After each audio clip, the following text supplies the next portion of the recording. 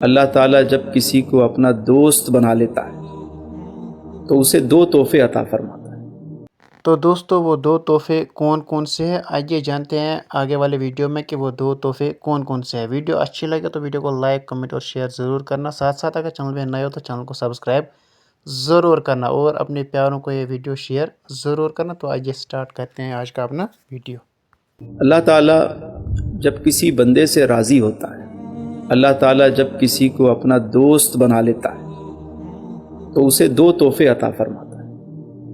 پہلا تحفہ فرمایا لا خوف علیہم ولا ہم یحزنون۔ پہلا تحفہ یہ کہ اس کے اندر سے خوف ختم ہو جاتا ہے، خوف ختم ہو جاتا ہے۔ اور دوسرا تحفہ یہ کہ اس سے غم بھی ختم ہو جاتا ہے۔ جب رب تعالیٰ کسی کو اپنا دوست بناتا ہے تو یہ نہیں فرمایا کہ میں اسے بہت زیادہ مال دیتا ہوں نہ، یا میں اسے بہت زیادہ دنیاوی نعمتوں سے نواز دیتا ہوں، یہ نہیں فرمایا۔ یہ فرمایا کہ میں اسے دو تحفے دیتا ہوں۔ کون کون سے؟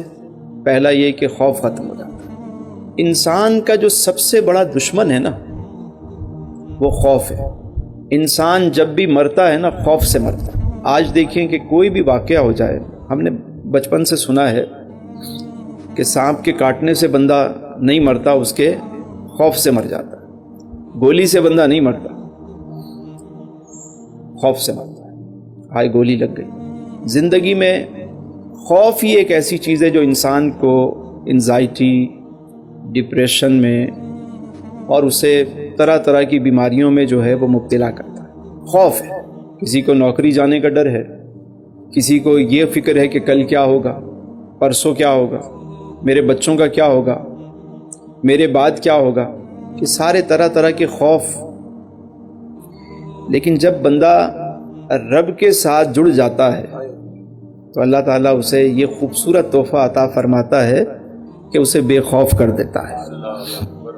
یاد رکھیے حدیث مبارکہ میں ہے کہ دو خوف ایک ساتھ جمع نہیں ہوتے۔ جس دل میں رب کا خوف ہوتا ہے، اللہ تعالیٰ سارے جہاں کا خوف اس کے دل سے نکال دیتا ہے، بے خوف کر دیتا ہے۔ اور جو رب سے نہیں ڈرتا تو سارے جہاں کا ڈر اسے دے دیا جاتا ہے، یہاں تک کہ اسے رات کی تنہائی میں ڈر لگتا ہے، اپنے سائے سے وہ گھبراتا ہے، سارے خوف مسلط ہیں اس پر۔ اب یہاں سوال یہ پیدا ہوتا ہے کہ رب سے کیا ہمیں ڈرنا چاہیے، اور ڈرنا چاہیے تو کیسے ڈرنا چاہیے، کہ رب سے کیسے ڈریں، کس طرح ڈریں، رب کا خوف کیسے دل میں ہو۔ ایک طرف اللہ فرما رہا ہے کہ جسے میں دوست بناتا ہوں اسے بے خوف کر دیتا ہوں، دوسری طرف یہ ہے کہ رب کا خوف ہونا چاہیے۔ دو الگ الگ باتیں ہو گئی نا۔ اللہ سے خوف کا مطلب یہ ہے کہ بندہ اللہ سے محبت کرے، جیسا کہ کہا گیا کہ ایمان جو ہے الایمان بین الخوف والرجاء، کہ ایمان جو ہے وہ خوف اور امید کے درمیان ہوتا ہے۔ خوف بھی ہو لیکن امید بھی اسی سے ہو۔ خوف ایسا خوف نہیں ہے کہ جس سے انسان گھبرا جائے۔ یہ بتائیں کہ ہم اپنی ماں سے خوف کھاتے ہیں یا محبت کرتے ہیں؟ ڈرتے بھی ہیں کہ نہیں؟ ڈرتے ہیں، ماں سے ڈر لگتا ہے، لیکن ماں سے ہمیں خوف آتا ہے یا ہم پیار کرتے ہیں؟ ڈر بھی ہے۔ کیوں؟ کیونکہ یہ سوچ پیدا ہوتی ہے کہ ماں ناراض نہ ہو جائے، ماں ناراض نہ ہو جائے۔ خوف اس بات کا ہوتا ہے کہ ماں ناراض نہ ہو جائے۔ اللہ والے جو رب سے ڈرتے ہیں وہ اس بات پہ ڈرتے ہیں کہ رب ناراض نہ ہو جائے، کہیں مجھ سے میرا رب ناراض نہ ہو جائے، کہیں مجھ سے سجدے کی توفیق نہ چھن جائے، کہیں مجھ سے عبادت کی لذت نہ ختم ہو جائے میری، کہیں میرا ذوق نہ چلا جائے۔ اللہ والوں کو جو فکر دامنگیر ہوتی تھی وہ یہ کہ کہیں ہمارا ذوق سلب نہ ہو جائے۔ یہ جو ذوق عطا ہوا ہے، یہ جو آنکھوں میں نمی ملی ہے، یہ جو دل کا قرار ہے، یہ جو بہار ہے میرے اندر، یہ نہ ختم ہو جائے۔ یہ اگر ختم ہو گئی، دیکھیں قرآن کریم میں فرمایا صبغت اللہ، کیا فرمایا؟ اللہ کے رنگ میں رنگ جاؤ، اللہ کے رنگ میں رنگ جاؤ۔ اب مجھے بتائیں کہ کوئی کسی کے رنگ میں اس وقت اس پہ رنگ چڑھتا ہے کہ جب وہ کسی سے محبت کرتا ہے۔ اگر کسی کو کسی سے خوف ہو تو خوف میں رنگ اڑ جاتا ہے یا رنگ چڑھ جاتا ہے؟ بھئی کسی کا خوف ہے تو رنگ اڑ جائے گا نا، فک ہو گیا خوف سے۔ لیکن رنگ جب چڑھتا ہے کہ جب کسی سے محبت ہوتی ہے، پیار ہوتا ہے، اللہ سے پیار کریں۔ میرا رب جمیل ہے، میرا رب بہت خوبصورت ہے، جمیل ہے، وہ کریم ہے، وہ رحیم ہے، وہ ستار ہے، وہ غفار ہے، وہ رحمان ہے، وہ رحیم ہے۔ فرمایا الحمدللہ رب العالمین، میرا رب تو عالمین کا رب ہے۔ اور رب پتہ ہے کسے کہتے ہیں؟ رب کہتے ہیں پالنے والے کو۔ میرا رب تو پالنے والا ہے، الحمدللہ رب العالمین۔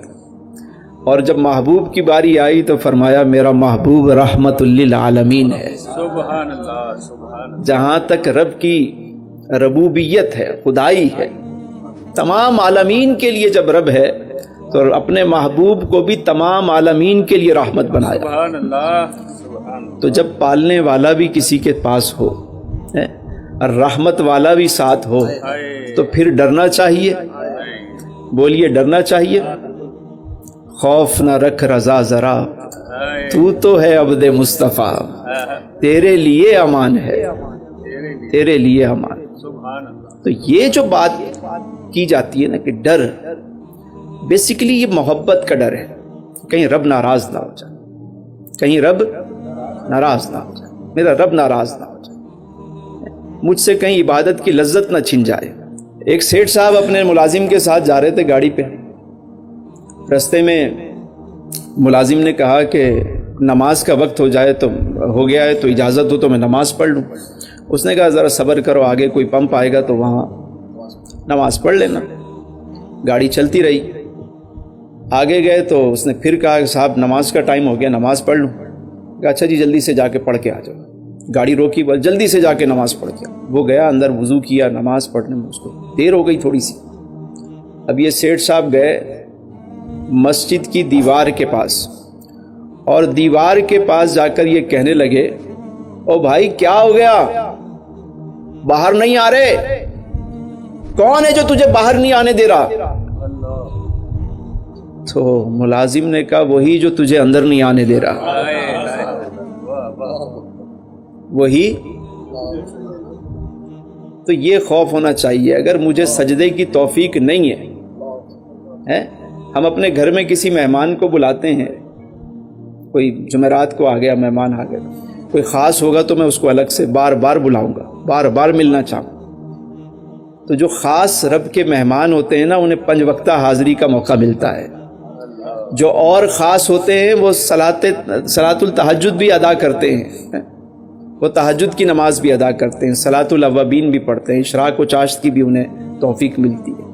جو پیارا جتنا ہوتا چلا جاتا ہے اسے اتنی زیادہ سجدے کی توفیق ملتی چلی جاتی ہے، بڑھتی چلی جاتی ہے۔ تو اگر یہ توفیق نہیں مل رہی، ذکر کی توفیق نہیں مل رہی، قرآن رکھا ہوا ہے اور پڑھنے کی توفیق نہیں مل رہی، تو آپ خود سمجھ جائیں کہ آپ کو اپنے رب سے محبت ہے یا نہیں۔